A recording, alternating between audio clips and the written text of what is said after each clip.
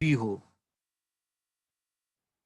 तो दरअसल एग्ज़ाम के लिए तो आपको चाहे वो एमसीक्यू बेस आए या सब्जेक्टिव ऑब्जेक्टिव आए, हर सूरत में आपको एक चीज़ तो करनी पड़ेगी, यानी वो है याद। तो जब तक आप हर चीज़ याद नहीं करेंगे, तो फिर आपको याद नहीं होगी। तो आज हमारा जो टॉपिक होगा, वो है mechanism of thermal regulation in animal. कि एनिमल में टेम्परेचर कंट्रोल कैसे होता है, इसको हम कहते हैं थर्मल रेगुलेशन। रेगुलेट करने का मतलब होता है कंट्रोल करना। रेगुलेट करने का मतलब होता है कंट्रोल करना। इसी वजह से आपको पता हो कि फैन के जो रेगुलेटर लगे होते हैं, वो उसे कंट्रोल करते हैं। और कंट्रोल का मतलब ये नहीं होता कि उसे कम करते हैं या ज़्यादा करते हैं, वो दोनों करते हैं। कम होना, ज़्यादा होना, दोनों ही रेगुलेशन कहलाता है। और इस चैप्टर के स्टार्टिंग में हम पढ़ चुके हैं कि ये कंट्रोल कैसे होता है, बाकायदा इसका एक मैकेनिज़्म है जिसको फीडबैक मैकेनिज़्म कहते हैं। और ये जो फीडबैक मैकेनिज़्म है, इसके बारे में भी आपने पढ़ा होगा कि इसके जो हैं कुछ कंपोनेंट हैं। सबसे पहला होता है सेंसरी ऑर्गन के मैसेजेस लेकर जाते हैं। फिर उसमें एक कोऑर्डिनेटर होता है और कोऑर्डिनेटर के बाद क्या होता है? क्या आपको आवाज़ सही आ रही है? एक कोऑर्डिनेटर होता है जो आमतौर पे ब्रेन वगैरह होता है और फिर इफेक्टर होता है, वो आमतौर पे ग्लैंड्स होते हैं। तो यहाँ पे मैकेनिज्म ऑफ थर्मो रेगुलेशन की ज़रूरत क्या है? पहले तो आपको ये पता होना चाहिए कि भई दरअसल कहते हैं कि जो हमारा बॉडी का टेम्परेचर है वो कितना है? वो है 37 डिग्री सेंटीग्रेड। अगर हम डिग्री सेंटीग्रेड में देखें तो 37 होता है और अगर फ़ारेनहाइट में देखें तो ये होता है 98.6 डिग्री फ़ारेनहाइट। तो ये बहुत से लोग इसको फ़ारेनहाइट भी पढ़ते हैं। लेकिन ये फ़ारेनहाइट होता है और 37 डिग्री सेंटीग्रेड होता है। टेम्परेचर मेंटेन करना क्यों ज़रूरी है? पहले तो ये पता होना चाहिए। तो दरअसल टेम्परेचर मेंटेन करना इसलिए ज़रूरी है कि एंजाइम्स जो होते हैं वो एक पर्टिकुलर टेम्परेचर पर ही एक्टिवेट होते हैं। अगर टेम्परेचर ज़्यादा हो जाए तो एंजाइम डिस्ट्रॉय हो जाते हैं, तबाह हो जाते हैं, डीनेचर हो जाते हैं, यानी वो फंक्शनलेस हो जाते हैं, फंक्शन ही नहीं करते और हमारे बॉडी में तमाम मेटाबॉलिक एक्टिविटीज़ जो हैं, वो कैसे कंट्रोल होती हैं? वो तमाम के तमाम असल में होती हैं किससे? एंजाइम से। हमारी बॉडी में एंजाइमेटिक प्रोसेसेस कंटिन्यू रहते हैं और इन एंजाइमेटिक प्रोसेसेस को कंटिन्यू रखने के लिए एंजाइम का सर्वाइव करना बहुत ज़रूरी है और एंजाइम के सर्वाइव करने के लिए एक पर्टिकुलर टेम्परेचर होता है। देखिए लो टेम्परेचर पर भी एंजाइम वर्क नहीं करते, प्रॉपर वर्क तो वो लो टेम्परेचर पर भी नहीं करते, लेकिन लो टेम्परेचर पर वो डिस्ट्रॉय नहीं होते। जो हाई टेम्परेचर होता है वो ज़्यादा डेंजरस होता है, इसलिए कि उसमें एंजाइम जो होते हैं वो सारे के सारे किल हो जाते हैं और जब वो किल हो जाते हैं तो फिर वो फंक्शन ही नहीं करते। जब वो फंक्शन नहीं करते, उसका नतीजा क्या होता है? उसका नतीजा ये होता है कि एंजाइम एक्टिविटी ख़त्म हो जाती है, राइट? तो ये बेहतर है कि एंजाइम की एक्टिविटी ख़त्म हो जाए, तो ये बेहतर तो नहीं है। तो बेहतर क्या है? तो बेहतर ये है कि इसे कंट्रोल किया जाए, ना कम होने दिया जाए, ना ज़्यादा होने दिया जाए। और कम और ज़्यादा यानी मेंटेन करने को हम रेगुलेशन कहते हैं। सर्दियों के मौसम में बाहर का टेम्परेचर जो है वो कम हो जाता है। गर्मियों के मौसम में बाहर का टेम्परेचर ज़्यादा हो जाता है। तो ये जो कम और ज़्यादा टेम्परेचर होते हैं, इसको हम कंट्रोल नहीं कर सकते। इसलिए कि जो एनवायरमेंटल टेम्परेचर है, वो तो इंसान के कंट्रोल में ही नहीं है। इस वजह से वो उसे कंट्रोल ही नहीं कर सकते। तो फिर होता क्या है उसका नतीजा? उसका नतीजा ये होता है कि हम बाहर तो कंट्रोल नहीं कर सकते, लेकिन बॉडी को कंट्रोल कर सकते हैं। कि अगर बाहर का टेम्परेचर 20 हो रहा हो, तो हम बॉडी को टेम्परेचर को रेज़ करें और 37 पर ले आएँ। ठीक है या नहीं? तो इंटरनल जो है चेंजेज़, उसे तो हम कंट्रोल कर सकते हैं, लेकिन एक्सटर्नल जो एनवायरनमेंट की चेंजेज़ हैं, उसे हम कंट्रोल नहीं कर सकते। कंट्रोल क्यों नहीं कर सकते? इसलिए कि बाहर की चीज़ों पर तो हमें कंट्रोल है ही नहीं। उसके लिए जो है लोगों ने जो है साइंटिस्ट ने चीज़ें बना ली हैं। वो क्या बनाया है? जैसे रेफ्रिजरेटर वगैरह बना लिए हैं, एसी बना लिए हैं टेम्परेचर के लिए। लेकिन वो दरअसल कहते हैं सिर्फ़ टेम्परेरी और एक पर्टिकुलर लोकेशन का ही कर सकते हैं, पूरे एनवायरनमेंट का तो हम चेंज ही नहीं कर सकते। ये कर सकते हैं?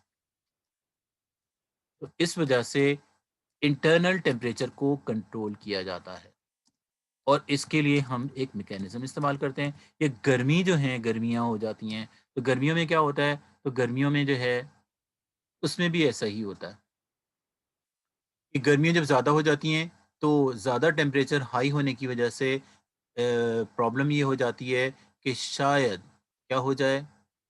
शायद जो है दरअसल सारे एंजाइम डीनेचर हो जाएँ, तो उससे डीनेचर होने से बचाने के लिए मुख्तलिफ तरीके इस्तेमाल किए जाते हैं कि टेम्परेचर को कंट्रोल किया जाता है। सर्दियों में क्या होता है, शिवरिंग होती है। शिवरिंग उसी को कहते हैं हम, जिसको हम काँपना कहते हैं कि सर्दी में हम काँपते हैं। तो ये हम काँपने का जो है ये क्यों करते हैं? तो काँपने से असल में ऐसा होता है कि काइनेटिक एनर्जी इंक्रीज़ हो जाती है और ये मसल्स कॉन्ट्रैक्ट और रिलैक्स होते हैं, तो काइनेटिक एनर्जी इंक्रीज़ होती है और काइनेटिक एनर्जी इंक्रीज़ होने की वजह से टेम्परेचर इंक्रीज़ हो जाता है। और इसी तरीके से अगर हम देखें कि अगर सर्दियाँ होती हैं तो फिर क्या होता है? सर्दियों में शिवरिंग होती है और गर्मियों में फिर क्या होता है? तो गर्मियों में शिवरिंग नहीं होती, बल्कि इसकी जगह स्वेटिंग होती है और स्वेटिंग क्या करती है? यानी आपने सुना होगा फिज़िक्स में ये कहते हैं इवेपोरेशन रिजल्ट कूलिंग। जब हमारी बॉडी से स्वेट निकलते हैं तो ये इवेपोरेट होते हैं और इवेपोरेट होने से टेम्परेचर कूल हो जाता है। इस तरह से टेम्परेचर कंट्रोल हो जाता है। अब हम मैकेनिज़्म पढ़ेंगे कि ये सारा कुछ बॉडी में होता कैसे है। तो उसके लिए क्या है, उसमें दरअसल यही टॉपिक है कि mechanism of thermoregulation in mammal, और ये लॉन्ग क्वेश्चन आता है एग्ज़ाम में। अगर ये शॉर्ट आता है तो इन कोल्ड कंडीशन अलग और इन हॉट कंडीशन अलग होता है। कोल्ड यानी सर्दियों में, हॉट यानी गर्मियों में। तो यहाँ पे लिखे हैं जो मैमल हैं, जैसे कि हम ह्यूमन हैं, वो दरअसल कहते हैं कि समर और विंटर में जो बॉडी टेम्परेचर है उसे रेगुलेट करते हैं। कैसे? कोल्ड कंडीशन यानी सर्दियों में क्या होता है?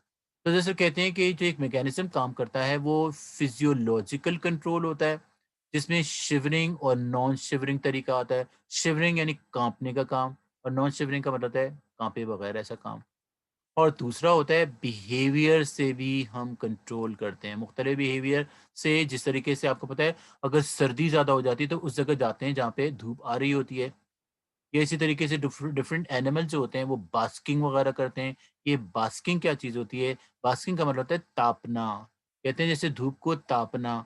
जैसे आपने देखा होगा कि आम तौर पे जो बहुत ज़्यादा सर्द इलाके होते हैं, वहाँ पे लोग क्या करते हैं, दरमियान में लकड़ियाँ जलाते हैं और लकड़ियाँ जलाने के बाद उसके चारों तरफ बैठ जाते हैं। इस तरीके से ये धूप तापने का अमल है, जो हम बाहर यानी एनवायरनमेंट से हीट लेते हैं।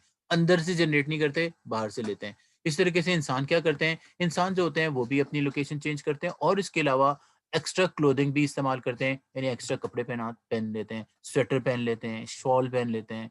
तो ये सारा, ये जैकेट्स पहन लेते हैं या कैप्स पहन लेते हैं, ग्लव्स पहन लेते हैं। तो ये सब एक्स्ट्रा क्लोथिंग है, ये सारा के सारा बिहेवियरल तरीका है।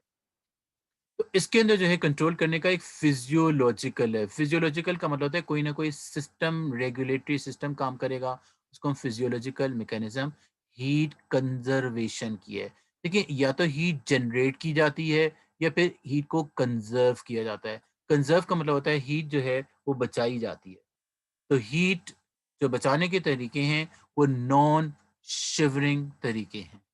नॉन शिवरिंग का मतलब होता है इसमें शिवरिंग या बॉडी का कांपना नहीं होता। तो ये दरअसल हीट के सेविंग के तरीके हैं। ये हीट प्रोड्यूस नहीं करते, लेकिन हीट सेव करते हैं। हीट प्रोड्यूस करने का तरीका है शिवरिंग, के मसल कॉन्ट्रैक्ट होते हैं और टेम्परेचर जनरेट होता है। तो दरअसल कहते हैं कि हीट को रोकने का पहला तरीका है हेयर इरेक्शन। जैसे अभी हमने पढ़ा था वाज़ा रेक्टा, इरेक्ट हो जाना, जिसे दरअसल हम कहते हैं रोंगटे खड़े होना या बाल खड़े होना। जिसकी वजह से दरअसल कहते हैं कि जो हमारे हेयर्स हैं बॉडी के, वो राइज़ हो जाते हैं या स्ट्रेट हो जाते हैं। और क्यों होते हैं? असल में हमारे जो हेयर के मसल्स हैं, जिनको कहते हैं इरेक्टर पाइली मसल, इरेक्टर पाइली मसल। ये इरेक्टर इसलिए कहलाते हैं कि इरेक्शन कॉज़ करते हैं, इरेक्शन कॉज़ करते हैं। और इस तरीके से कॉन्ट्रैक्शन होती है मसल्स की। जैसे आपको पता है कि अगर हमारा ये हाथ है, तो सारे बाल ऐसे गिरे हुए होते हैं, ऐसे गिरे हुए। अगर जैसे कहते हैं कि मसल्स में जो है यहाँ पे ये मसल्स हैं जिसको कॉन्ट्रैक्ट होते हैं, तो हेयर इरेक्ट होते हैं। इन्हीं को कहते हैं इरेक्टर पाइली मसल। यहाँ पे मैं आपको एक वर्ड और बताना चलूँ, और वो है यहाँ पे डबल एल इस्तेमाल होता है। अगर सिंगल एल इस्तेमाल हो, जैसे PILI। एक बच्चे से मैंने पूछा ये PILI क्या पढ़ेंगे? तो उसने कहा इसे पिली पढ़ेंगे। मैंने कहा ये पिली नहीं पढ़ेंगे, इसको पाइली पढ़ते हैं, पाइली। यानी यहाँ पे हम वाई पढ़ते हैं, PY पाई LI ली, पाइली। ये पाइली क्या होती है?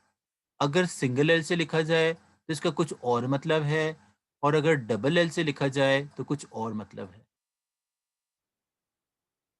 सिंगल एल से लिखा जाए तो फर्स्ट ईयर की कोई चीज़ बन जाती है, डबल एल से लिखा जाए तो सेकंड ईयर की कोई चीज़ बन जाती है। ये जो हमारे हेयर यानी बाल हैं, इसके नीचे मसल्स लगे होते हैं, इसको कहते हैं इरेक्टर पाइली मसल। जैसे ये कॉन्ट्रैक्ट होते हैं, हमारे बाल सारे खड़े हो जाते हैं।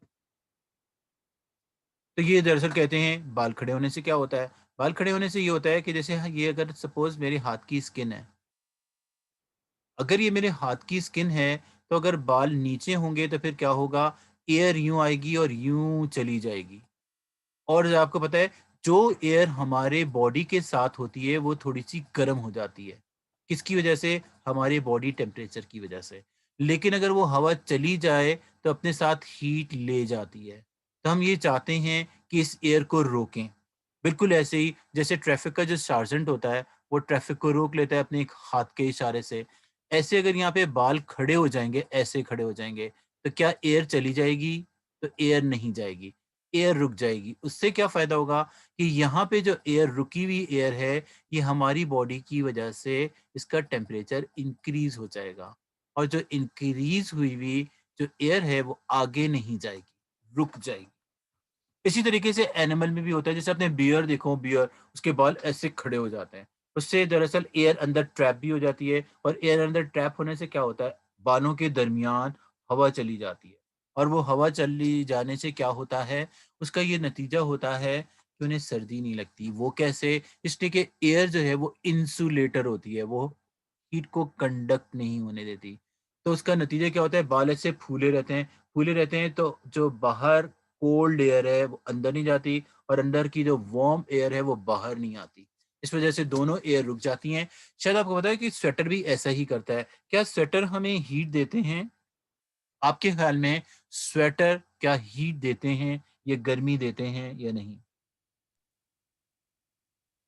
कोई इसका जवाब बताएगा? Is there anyone who can tell?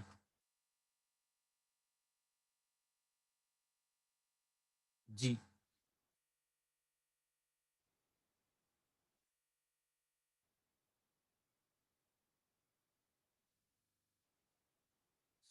सारे लोग खामोश हैं।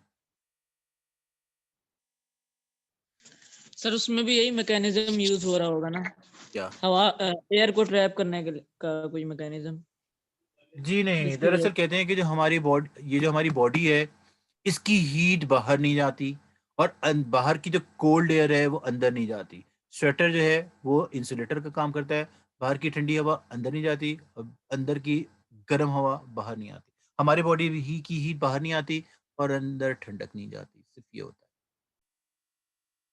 Thermal regulation in animal. अब अगर इसके मुतालिक कोई सवाल है, लेक्चर तो हो गया मेरा कंप्लीट। अगर कोई क्वेश्चंस हैं, तो वो आप पूछ सकते हैं। एक तो क्वेश्चन जो हैं, वो इस लिहाज से भी आपको पता होने चाहिए कि शायद आपको पता है इस चैप्टर में अगर हम देखें कि कौन से टॉपिक हैं जो हमें पढ़ने हैं। यानी गवर्नमेंट ने क्या कहा है कि हमें क्या पढ़ना है। तो अगर उन टॉपिक्स को देखा जाए कि कौन से टॉपिक हमने पढ़ने हैं, तो गवर्नमेंट ने जो हमें बताए हैं, वही पढ़ने हैं। ठीक है या नहीं? तो ये जो चैप्टर है, ये चैप्टर 1 है और गवर्नमेंट ने कहा है रिड्यूस कोर्स के मुताबिक कि हमें 5 टॉपिक पढ़ने हैं। ये 5 टॉपिक कौन से हैं? होम्योस्टेसिस को कॉन्सेप्ट कि होम्योस्टेसिस क्या होते हैं? फिर ऑस्मो रेगुलेशन प्लांट्स में और ऑस्मो रेगुलेशन एनिमल में। तो प्लांट्स की तो बात फिलहाल हम नहीं करते। ऑस्मो रेगुलेशन इन प्लांट्स के लिहाज से अगर बता भी दिया जाए आपको, तो दरअसल डिफरेंट टाइप्स के प्लांट्स होते हैं। एक को कहते हैं ज़ीरोफाइट्स, मेसोफाइट्स, पढ़े हैं आपने? हेलोफाइट्स। हेलोफाइट्स वो होते हैं जो सॉल्ट में रहते हैं। ज़ीरोफाइट वो होते हैं जो डेज़र्टेड कंडीशन में रहते हैं।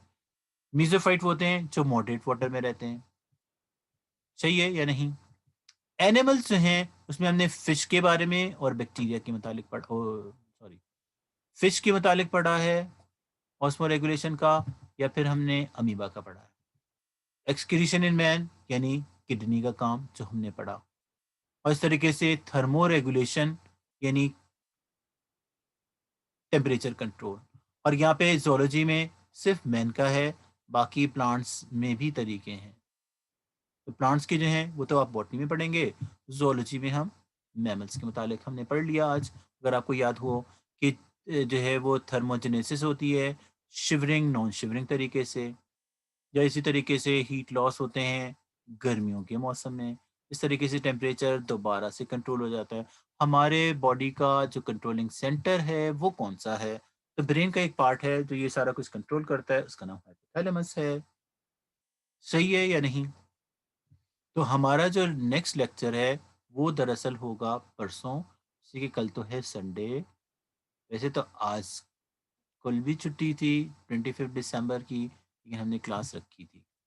तो हमारी क्लास है मंडे से लेकर, अब जो है हमारी क्लास मंडे से लेकर थर्सडे तक होगी डेली 12 बजे। फ्राइडे, सैटरडे और संडे को नहीं हुआ करेगी। सही है या नहीं?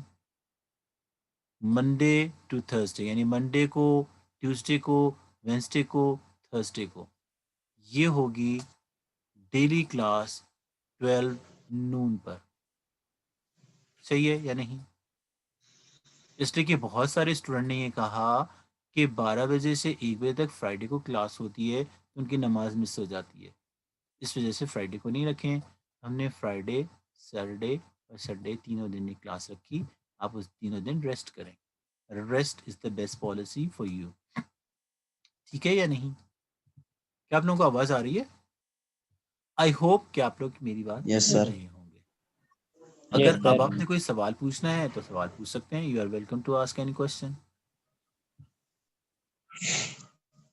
इसके मुतालिक या वैसे भी अगर आपने क्या कोई पूछो? जनरली भी कोई सवाल पूछना है, ये नहीं कोई बॉटनी का सवाल हो, ज़ूलॉजी का सवाल हो, कोई बात नहीं, किसी और टॉपिक का हो, रिड्यूस कोर्स का हो, या कोई और सवाल पूछना चाह रहे हो आप। सर बॉटनी की क्लासेस और फिजिक्स की क्लासेस हो रही हैं? जी, बॉटनी की जैसे क्लासेस हैं वो सर जो हैं मुसद्दिक मंजूर जो हैं वो ले रहे हैं, लेकिन वो क्लासेस ऐसे नहीं होती, वो ऑफलाइन क्लास होती है। ऑफलाइन से मुराद ये है कि वो यूट्यूब पर अपलोड कर देते हैं। अच्छा, और फिजिक्स फिजिक्स की वगैरह क्लास शायद मेरा की। ख्याल है वो फ्राइडे को हो रही है। और वो, ओह यस, मुझे याद आया। और एक फिजिक्स के एक और टीचर है, उनका नाम है सर शहजाद। Yes sir. उनका नाम है मोहम्मद शहजाद। एक हमारे वाइस प्रिंसिपल हैं, उनका नाम है शहजाद मुस्लिम। सही है या नहीं? इस तरीके से एक है मोहम्मद शहजाद। मोहम्मद शहजाद, उनका भी एक चैनल है, और वो भी यूट्यूब पे अपने सारे लेक्चर्स हैं अपलोड करते हैं, कि बच्चे वहाँ से देख सकते हैं। ठीक है? ठीक है सर।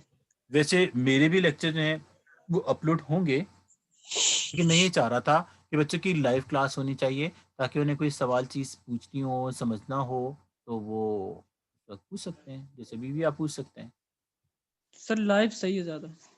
और लाइव। केमिस्ट्री में जो है वो हमारे यहाँ तौहीद अलवी साहब हैं, जो क्लासेस ले रहे हैं। उर्दू में जो हैं वो हैं ताहिर कुरैशी साहब, इंग्लिश में अदनान साहब। अदनान साहब के जो हैं उनके वालिद का इंतकाल हुआ है अभी पिछले दिनों, तो इस वजह से आजकल तो वो अपने लेक्चर अपलोड नहीं कर रहे, लेकिन उनके पहले से बहुत सारे अपलोड किए हुए लेक्चर्स हैं। इस तरीके से ताहिर कुरैशी हैं, उनके उर्दू के हैं। अब सिर्फ और सिर्फ एक ही चीज़ रह गई है, और वो है पाकिस्तान स्टडीज़। मेरा ख्याल है पाकिस्तान स्टडीज़ की किसी हमारे कॉलेज के टीचर्स के तो नहीं, वैसे तो हैं टॉपिक्स, लेकिन हमारे कॉलेज के किसी टीचर के नहीं हैं। और उसकी वजह ये है कि वो कहते हैं बच्चे क्लास में कौन से आते हैं जो अब हम उनके लिए लेक्चर अपलोड करें। सर ठीक है केमिस्ट्री या का नहीं? दोबारा बता दें, आवाज कट रही थी। जी, केमिस्ट्री का दोबारा बता दें, आवाज कट रही थी। तौहीद अलवी। सही अगर है। आप कॉलेज आएँ रेगुलर, तो फिर आपने ज़रूर सर तौहीद अलवी की क्लासेस अटेंड की होंगी। उनका एक चैनल है, और ये मैंने ये जो सर है वो चैनल। अपने ग्रुप में भी शेयर किए हैं ये सारी चीज़ें। ताहिर कुरैशी साहब का भी और इनका भी। एक दफ़ा आप चैनल ले लें, उसे आप क्लिक कर दें, या आइकन जो है बेल का, उसे आप क्लिक कर दें, तो उसकी जो नोटिफ़िकेशन वग़ैरह ये सारा कुछ आपको मिलते रहेंगे कि कब उनके लिए नए लेक्चर आए। इस फिर तरीके से सर मैंने बार-बार टीचर से पूछना नहीं होगा, सर ये टॉपिक है या नहीं? सर ये हुआ या नहीं? सर ये आपने किया है या नहीं? तो आप खुद देख सकेंगे। जी साहब कुछ कह रहे हैं? सर मैंने उनका चैनल देखा था, लेकिन न्यू वीडियोस आ रही हैं क्या उसमें? उसमें सिर्फ सिलेक्टिव टॉपिक्स थे, मतलब इम्पोर्टेंट ही थे, लेकिन कुछ टॉपिक्स थे, सारे नहीं थे। किसकी बात कर रहे हैं? सर तौहीद अलवी केमिस्ट्री में। हुँ, हुँ, हुँ। नहीं, वो जो है कुछ सिलेक्टेड टॉपिक उनके पिछले साल के थे, उन्होंने कुछ किए थे। और कुछ अभी उन्होंने नए और भी किए हैं और वो और भी करेंगे। हो सकता है जिन टॉपिक्स की आपको ज़रूरत हो वो उनमें शामिल ना हो अभी, आई डोंट नो, लेकिन वो आप करेंगे। और या उनका ख़्याल होगा कि जनवरी में जो हैं वो कॉलेज वैसे ही खुल जाएँगे, तो बहुत सारे टॉपिक वैसे ही ऑलरेडी कॉलेज में हो जाएँगे। राइट, और कोई सवाल? No sir. एग्ज़ाम में अगर क्या एमसीक्यू टाइप के क्वेश्चंस होंगे तो बच्चे आराम से आंसर दे सकेंगे? नहीं। जब तक कि उन्हें सर सारी चीज़ें पता नहीं होंगी, उस वक़्त तक एमसीक्यू ज्यादा आंसर्स हार्ड नहीं आ है। सकते। हुँ? एमसीक्यूज हार्ड होते हैं ना करने के लिए, अगर एमसीक्यू जी, बेस्ड पेपर एमसीक्यू होगा जो तो। है उसमें जब तक आपका कॉन्सेप्ट क्लियर नहीं हो, उस वक़्त तक वो चीज़ें आपको आ नहीं सकती। अगर आपके कॉन्सेप्ट क्लियर हैं, तो आ जाएँगी समझ, लेकिन अगर आपके कॉन्सेप्ट क्लियर नहीं है, तो नहीं आएँगे। तो आज जो हमारे पास जो मौजूद हैं, वो एक साहब हैं, जो अभी बात भी कर रहे हैं। एक हैं मोहम्मद यूसुफ, एक हैं मोईदुल्लाह और एक हैं शायान अहमद। क्या इन्हें कोई सवाल नहीं पूछना?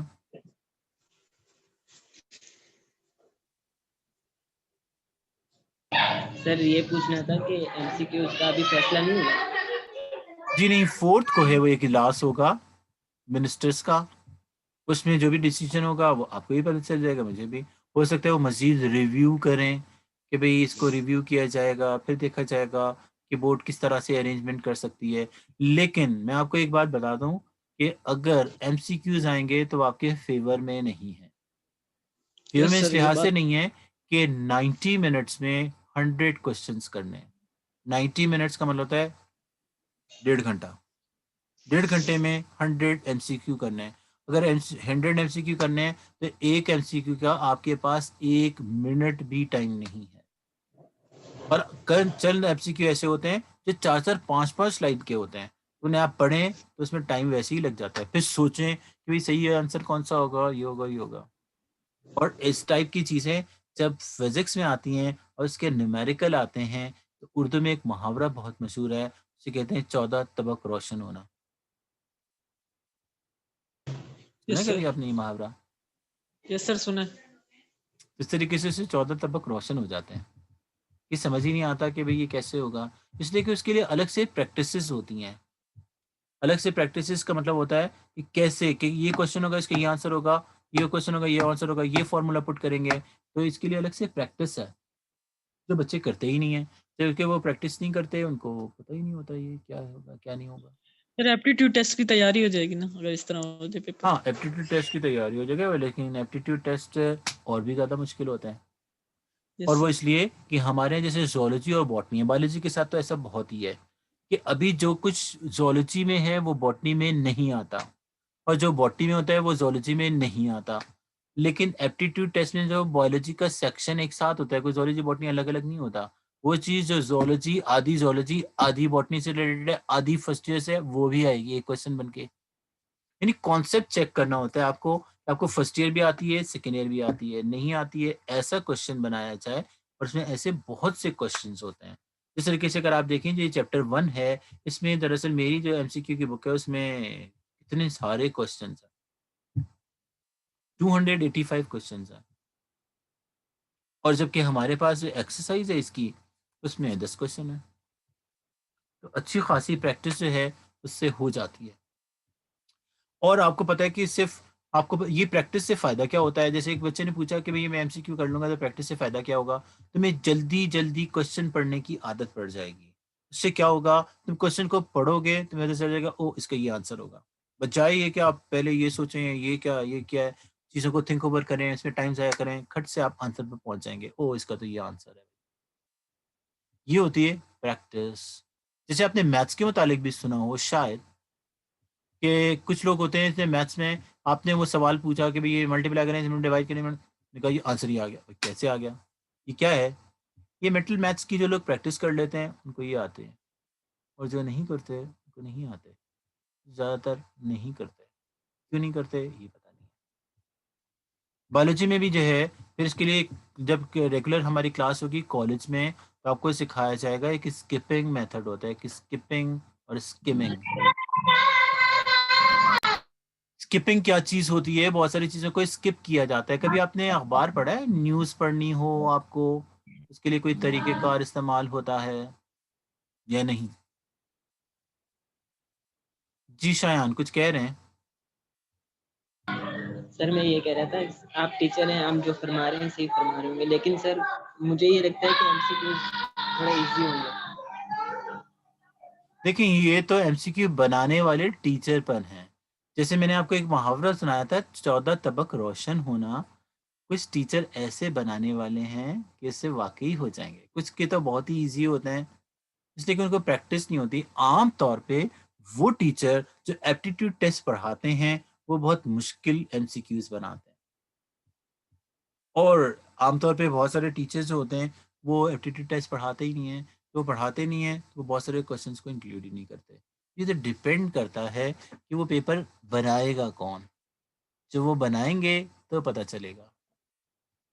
जैसे बोर्ड का ये ख्याल ये भी है कि क्वेश्चन बैंक बनाया जाएगा, उसके लिए बड़ी चीज़ें हैं अभी। मतलब इतना आसान से कोई फैसला नहीं है कि क्वेश्चन आएंगे तो आएंगे कहाँ से, इतने सारे क्वेश्चंस कहाँ से बनेंगे, ये बच्चे कैसे प्रैक्टिस करेंगे। तो भाई क्वेश्चंस के लिए बच्चों के पास मटेरियल भी तो होना चाहिए कि वो प्रैक्टिस करें, या नहीं करने की ज़रूरत है? या बस किताब पढ़े जाओ पढ़े जाओ पढ़े जाओ। तो इस तरीके से जैसे मैंने बायोलॉजी में निकाली है एमसीक्यूज़ की बुक, आप देखें ना बाकी सब्जेक्ट की कितनी अवेलेबल हैं, बुक्स हैं या नहीं? तो प्रैक्टिस ये दरअसल ये बुक इसलिए बनाई गई है, रटवाने के लिए नहीं, आंसर रटने नहीं है आपने, आंसर समझने हैं। आपको ये पता होगा कि इसमें जो 300 हैं, 400 हैं, वो इसलिए बनाए गए हैं कि इसी क्वेश्चन को इस तरह भी पूछ सकते हैं, इस तरह भी पूछ सकते हैं, इस तरह भी पूछ सकते हैं। जब आप पढ़ेंगे तब आपको आइडिया होगा ना कि एक-एक वर्ड चेंज करने से कैसे मीनिंग चेंज होते हैं। क्या करने से, एक-एक वर्ड चेंज करने से मीनिंग कैसे चेंज होते हैं। जैसे मैं आपको एक एग्ज़ाम्पल बताऊँ। एग्ज़ाम्पल ये है कि शायद आपसे अगर आप पूछा जाए कि most which contain most cholesterol, कि सबसे ज़्यादा कोलेस्ट्रॉल किसमें होता है? एक आंसर हो पहला और वो हो बटर। एक आंसर क्या हो? बटर, जिसे हम मक्खन कहते हैं। दूसरा आंसर हो, वो हो घी, जो हम घी इस्तेमाल करते हैं वो। और तीसरा आंसर जो है वो दिया हुआ हो और वो हो चीज़, चीज़ जिसे हम पनीर कहते हैं, चीज़। और चौथा इसका ऑप्शन हो नन ऑफ दीज। तो आंसर क्या होगा? Which contain most cholesterol. Answer क्या होगा?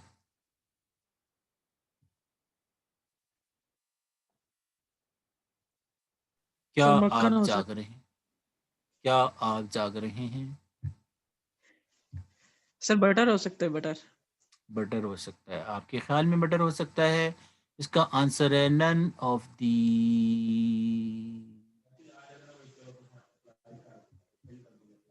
कैसे?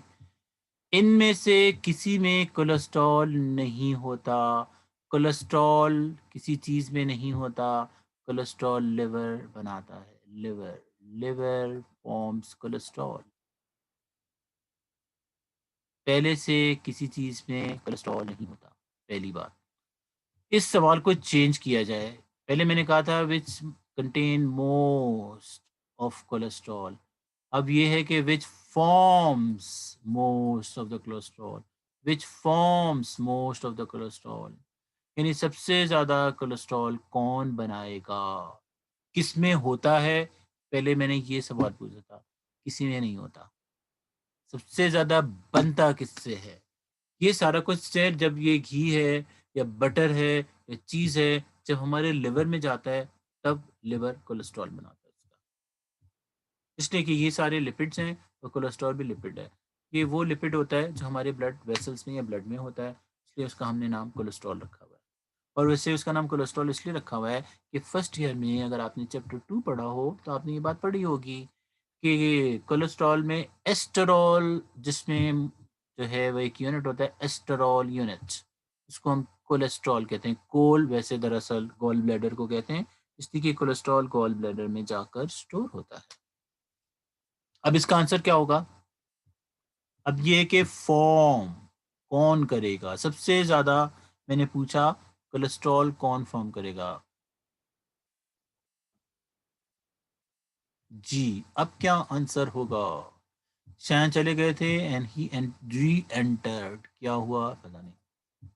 जी, तो अब ये कि which forms most of the cholesterol, अब आंसर क्या होगा? जी साहब। ऑल ऑफ दीस होगा सर। मैंने तो ऑप्शन में दिया ही नहीं ऑल ऑफ दीज, तो आप कहाँ बता रहे हैं?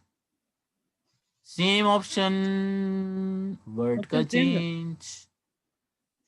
आपको पता नहीं है, अंदाजा नहीं है, ये मेरा ख्याल है शायान ने कहा था। शायान जो है बीच में से स्किप हो गए थे, दोबारा से री एंटर हुए हैं।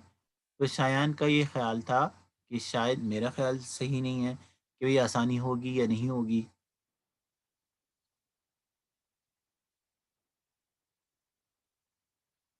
आंसर पता है या नहीं?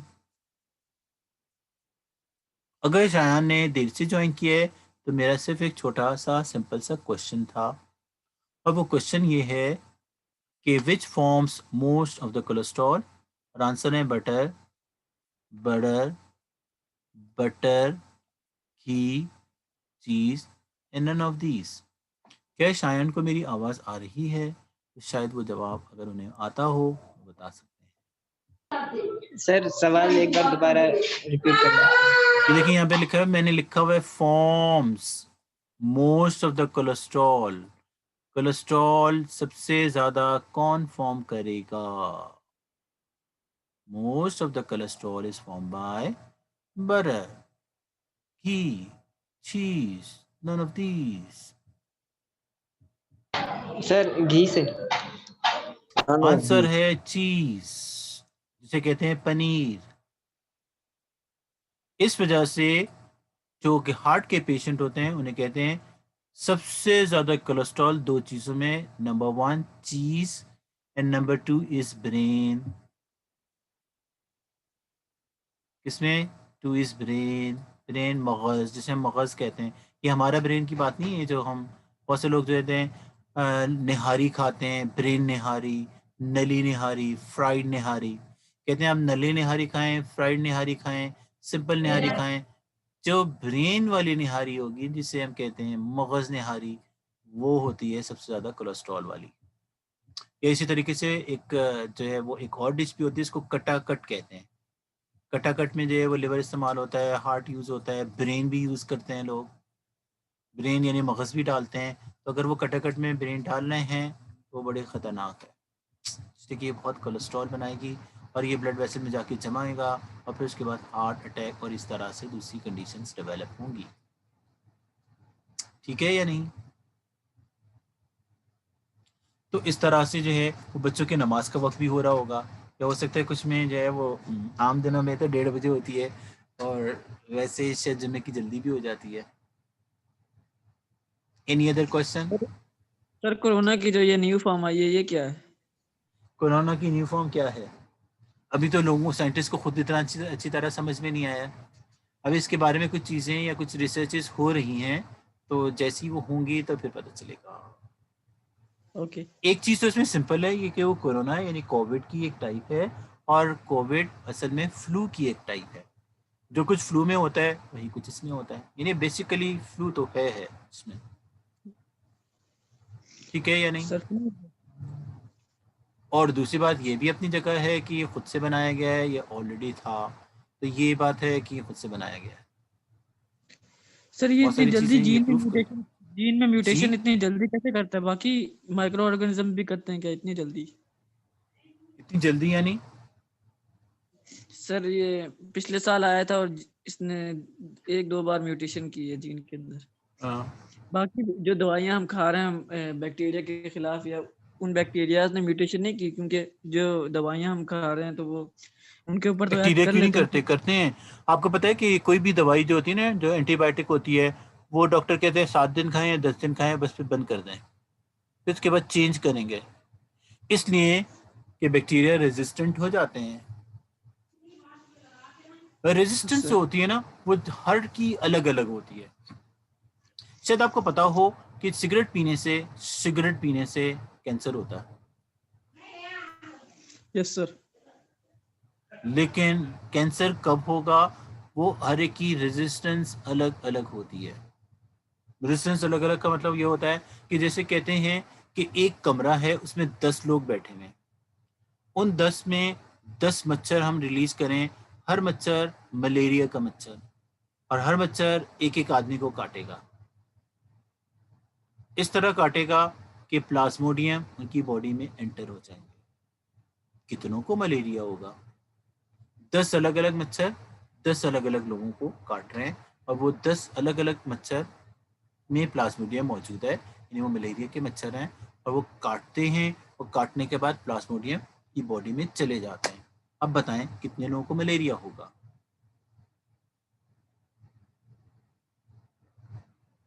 मुश्किल सवाल है। सर आवाज कट रही थी, इस वजह से थोड़ा समझ नहीं आया मुझे सवाल। 10 लोग मच्छर। आप लोगों के जो है वो असल में प्रॉब्लम आपके नेट का है। मेरे पास कोई इशू नहीं है, ना ही मेरे माइक का और ना ही मेरे स्पीकर का, नेट का इशू है ये।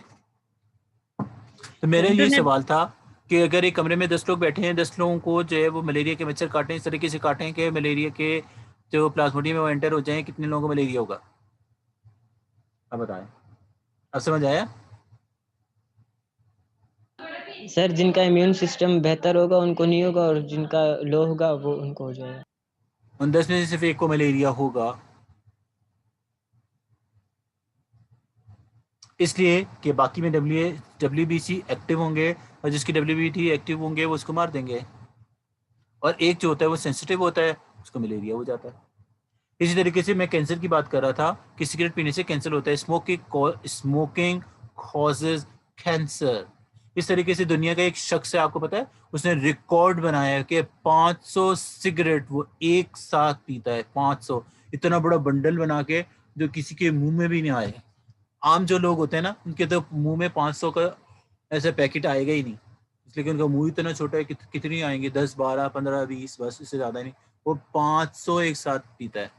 तो किसी रिपोर्टर ने उससे कहा कि आपको पता है इससे कैंसर हो जाता है? वो बहुत जोर से हंसा, कहने लगा मुझसे ज्यादा तो सिगरेट कोई पी नहीं रहा, अगर इससे होता तो मुझको होता। फिर जो है लोग डॉक्टर्स के पास गए, उनसे कहा भाई ये तो ये कह रहा है, कौन सी बात सही है? उन्होंने कहा ये भी सही कह रहे हैं, हम भी सही कह रहे हैं। मैंने कहा भाई ये क्या बात हुई? कहते हैं अपनी अपनी रेजिस्टेंस होती है, कुछ लोगों में इफेक्ट जल्दी हो जाता है, कुछ लोगों में देर से होता है, ठीक है या नहीं? तो जो लोग होते हैं सेंसिटिव, उनको जल्दी हो जाते हैं। जैसे कि एक ने सिगरेट पी 2-3 साल, वो उसको कैंसर हो गया। एक ने 10 साल पी, कैंसर हुआ। इसने 25 साल पी, एक ने 65 साल उम्र गुजारी, वो मर गया, उसको कुछ भी नहीं हुआ। ये तो अपनी अपनी रेजिस्टेंस है। ये वही जिसे हम साइंटिस्ट रेजिस्टेंस कहते हैं, इसको इस्लाम अल्लाह का फजल कहता है, कि जिस पर अल्लाह का फजल हो उसको कुछ नहीं होगा। जिसे कहते हैं ना, जैसे अल्लाह रखे उसको कौन चखे, तो ये वो चीज़ है। हम बहुत छोटे हुआ करते थे, हमारी दादी कहती थी अगर आप एक दफ़ा सुभान अल्लाह पढ़ें तो उससे 70,000 फरिश्ते बनते हैं, जो दाएं बाएं आगे और पीछे से आपकी हिफाजत करते हैं सुभान अल्लाह पढ़ने से। तो हम बचपन में ये सोचते थे कि फरिश्ते नजर वजर तो आते नहीं, पता नहीं क्या हिफाजत करते हैं। जब हम बड़े हुए और हमने जरासीम पढ़े कि इसमें ये हैं, इसमें ये हैं, इसमें ये हैं, तो हमें पता चला कि वाकई फरिश्ते ही हिफाजत कर रहे हैं, वरना इंसान तो हिफाजत कर ही नहीं रह सकता। बचपन में आपने छोले खाए होंगे, कभी कभी आपने छोले खाए हैं किसी रेडी वाले से? जो रेडी वाले होते हैं वो छोले बेचते हैं, तो वो क्या करते हैं कि आपसे प्लेट लेते हैं, एक बाल्टी में डालते हैं, बाल्टी में से निकालते हैं, दूसरे को प्लेट भर के दे देते हैं। इस तरीके से वो लेते हैं, बाल्टी में डालते हैं, फिर तो इसका मतलब वो बाल्टी में क्या कर रहे हैं? वो बाल्टी में जरासीम जमा कर रहे हैं, जरासीम। और इसी तरीके से वो जरासीम जो हैं हमें कुछ भी नहीं कर रहे। एक माइक्रोबायोलॉजिस्ट जो है, अगर उसे गोलगप्पे की दुकान पर खड़ा कर दिया जाए एक रेडियो, तो कहेगा ये तो सारे बीमार होंगे जैसा यहाँ पर हो रहा है। इस तरीके से एक मेरा फ्रेंड था, वो इंग्लैंड से आया, उसे हमने पानी पिलाया ना, ओ मैं ये पानी नहीं पीता। भाई क्यों? भाई ये कैसा पानी है, मुझे क्या पता, मैं तो बॉटल वाटर पीता हूँ। को बॉटल वाटल पिलाया गया। फिर इस तरीके से वो खाने के लिए कहने पता नहीं है, सफाई से बना हुआ नहीं, मैं तो नहीं खाता, ये हाइजेनिक नहीं है, आई डोंट ईट इट। सही है या नहीं? तो इसी तरीके से वो जो मेरा फ्रेंड था, उससे मेरे ताया की मुलाकात हुई। मेरे ताया ने पूछा वहाँ पे बड़ी सफाई होती है? उन्होंने कहा हाँ। उनका बड़ा ख्याल रखा जाता है। उन्होंने कहा एक बात बताओ, वहाँ पे लोग मरते हैं या नहीं मरते? मैंने कहा मरते तो हैं। तो उन्होंने कहा इतनी सफाई, इतनी केयर, इसके बावजूद भी लोग मर जाते हैं।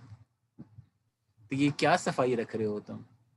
इसी तरीके से एक मेरा और एक फ्रेंड था, वो जब यहाँ पर आता था बीमार पड़ जाता था, उसको डायरिया। कहने लगा भाई मैं तो हर चीज़ जो है वो बड़ी एहतियात से इस्तेमाल कर रहा हूँ, पानी भी बॉयल पानी या बॉटल का पानी मैं पीता हूँ, नेस्ले का पानी मैं पीता हूँ, और खाना वाना इधर उधर किससे तो मैं चीज़ें खाता ही नहीं हूँ, और इस तरीके से आमतौर पर खरीद हुए, लेकिन बीमार तो मैं भी रहता हूँ। एक दफ़ा मुझसे पूछने लगा कि भाई तुम बताओ कि क्या वजह होगी।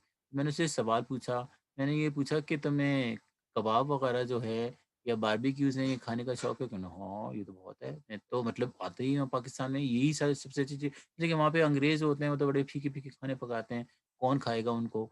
यहाँ पे तो मतलब टेस्ट आता ही चीज़ों का है। तो मैंने उससे पूछा तुम कभी बंसलुट गए हो? कहने लगा हाँ। मैंने कहा वहाँ की चटनी खाई है? कहने हाँ, हाँ, बड़ी मज़े की होती है, वो तो मैं खाता हूँ। मैंने कहा इसी की वजह से बीमार हुए। कहने चटनी की वजह से कौन बीमार होता है? मैंने कहा हाँ, वो तो नेस्ले के पानी से बनाई हुई है ना उसने। ये कौन सा फ़िल्टर वाटर इस्तेमाल किया था उसने? तो भाई वो तो वही पानी इस्तेमाल करेगा जो वहाँ पर आ रहा है, वो कोई फ़िल्टर वाटर पानी कोई इस्तेमाल नहीं कर रहा। तो कहने लगा ओह! यानी इसका क्या मतलब है? मैंने कहा इसका यही मतलब है। मैंने कहा तुम्हारा इम्यून सिस्टम वीक हो गया है, उसकी वजह ये है कि आप इन जरासीम से एक्सपोज़ नहीं हैं, आप बीमार हो जाते हैं। यहाँ पे लोग खाते रहते हैं, वो बीमार नहीं होते। ये यही चटनी इस्तेमाल कर रहे हैं, वो बीमार नहीं हो रहे हैं। इसलिए कि उनकी बॉडी में वो जरासीम जा चुके हैं, वो इम्यून हो चुके हैं, उन पर कोई असर नहीं हो रहा। तो यही चीज़ इम्यूनिटी क्या होती है, जब हमारी बॉडी जो है यूज़ टू हो जाती है, उसके खिलाफ एंटीबॉडीज़ बनाने लगती है, तो उसका इफ़ेक्ट ख़त्म हो जाता है, यानी नुकसान ही नहीं होता, ये कहने का मतलब है। सही है या नहीं? क्या आपको कोई बात समझ आई? क्या आपको मेरी आवाज़ आ रही है?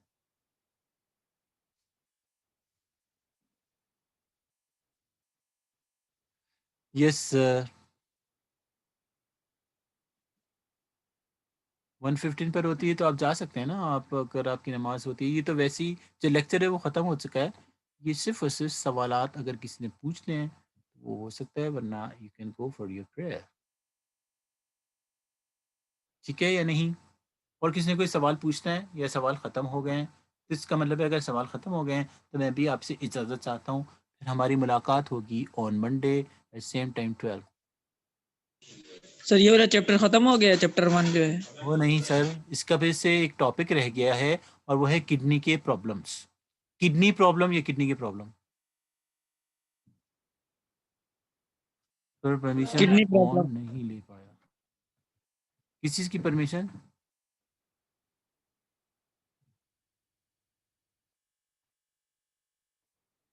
आई डोंट गेट इट कि भई ये क्या आपने कहा कि परमिशन नहीं ले पाया? जी क्या कह रहे थे आप, क्या सवाल था?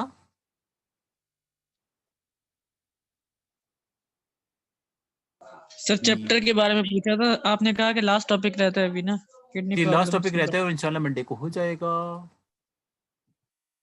राइट, टाइम होगा 12 बजे का। वैसे 11 बजे भी हमारी क्लास होती है, 11, और वो होती है फर्स्ट ईयर की। अगर आपने फर्स्ट ईयर को कोई टॉपिक पढ़ना हो, तो आजकल हम चैप्टर 12 पढ़ रहे हैं, और 12 में जो है जो हमारा टॉपिक है वो है डाइजेस्टिव सिस्टम ऑफ ह्यूमन। अगर आप इंटरेस्टेड हो पढ़ने के लिए, तो आप वो भी ज्वाइन कर सकते हैं। सेम आईडी, सेम पासवर्ड, बस टाइम डिफरेंट है 11 टू 12, और 12 टू 1 जो है वो हमारी सेकेंड ईयर की क्लास होती है। ठीक है, और ये क्लास होगी मंडे से लेकर थर्सडे तक, डेली एट 12 नून, यानी सिखों का टाइम 12 बजे कहते हैं, सिखों का टाइम होता है। यानी उनको दौरा पड़ जाता है 12 बजे। सुना हो शायद आपने। सही है या नहीं? इसी तरीके अकबर इलाहाबादी एक शायर हैं, उन्होंने ये कहा था कि सिख 12 बजे सिखों के पर जो जो कुछ तारी होता है, वो एक कैफियत होती है जो किसी वक्त भी किसी पर भी तारी हो सकती है। राइट और रॉन्ग?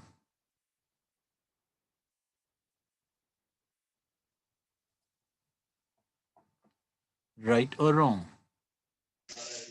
सर हमने सुना नहीं है, ये उनको ही पता होगा सर। ये भी बात आपने बहुत अच्छी की है। इतनी अच्छी तो नहीं की है, लेकिन अच्छी की है।